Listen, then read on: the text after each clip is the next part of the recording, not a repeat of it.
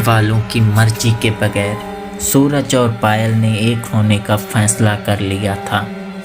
रात के अंधेरे में उन्होंने अपने अपने घर को अलविदा कह दिया था। सूरज और पायल एक कार में बैठकर अनजानी मंजिल की तलाश में चल पड़े थे, जहां उन दोनों के बीच कोई दीवार ना हो। कई घंटे सफ़र करने के बाद उनकी कार एक घने जंगल से गुजर रही थी। तरह तरह के जीवों के चिल्लाने की आवाज़ें आ रही थी।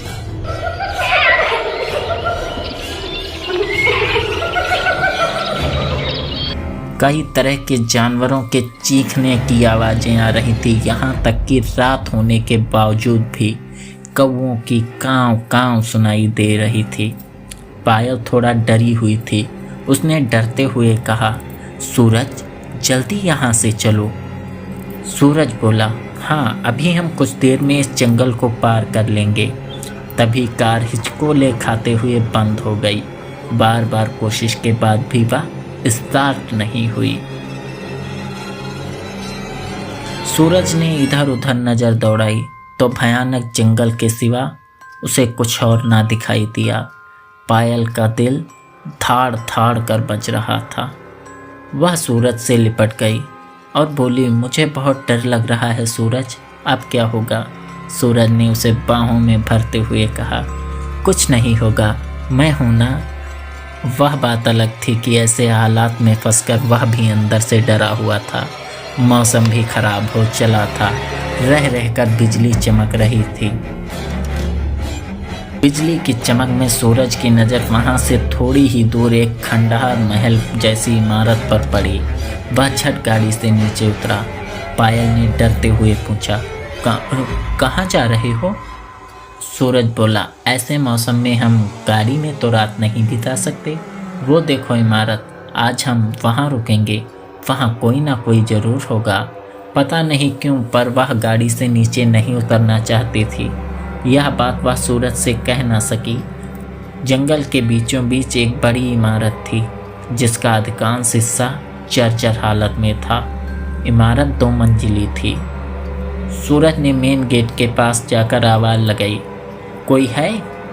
कोई है? मगर अंदर से कोई प्रतिक्रिया नहीं हुई। सूरज ने बड़े दरवाजे को धकेला तो वह स्वतः खुलता चला गया। अंदर कुप्प अंधेरा था। सूरज ने फ़ोन की टॉर्च जलाई और अंदर की ओर बढ़ चला। धीरे धीरे उससे लगभग चिपटी हुई पायल चल रही थी।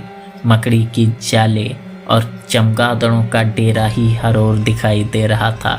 टूटा फूटा फर्नीचर देखकर सूरज ने आसानी से अंदाज़ा लगा लिया था कि कभी ये इमारत बड़ी शानदार रही होगी। एक कमरे में मौजूद बेड पर उन दोनों ने रात काटने का निर्णय किया। उधर उनके पीछे मौजूद एक टूटी खिड़की से 2 लाल आंखें उन दोनों को घूर रही थीं।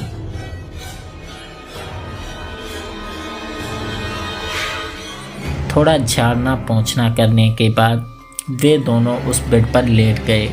एक फटी सी चादर उस बेड पर बिछी हुई थी। पायल ने सूरज के सीने पर सर रखते हुए कहा, क्या हमने घर से यूं भागकर गलत तो नहीं किया ना सूरज?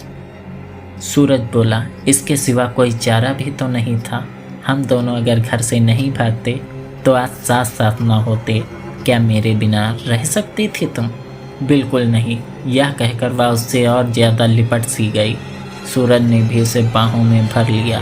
सुनसान जगह और अंधेरी रात में एक खंडहर में 2 प्रेमियों का मिलन हो रहा था। आज उन दोनों के बीच की सभी दूरियां मिट रही थी। दोनों के जिस्म जान एक साज पर थिरक रहे थे। प्रेम क्रीड़ा करने के बाद दोनों एक दूसरे से लिपटकर सो गए थे और उनके पास ही एक काला धुआं कुछ अजीब सा आकार ले रहा था। दीपक का मध्यम उजाला उस भयावह आकृति का गवाह था, जो अब खूनी निगाहों से उन दोनों को ही घूर रहा था। अगला पार्ट अगले सैटरडे को। Story will be continue again.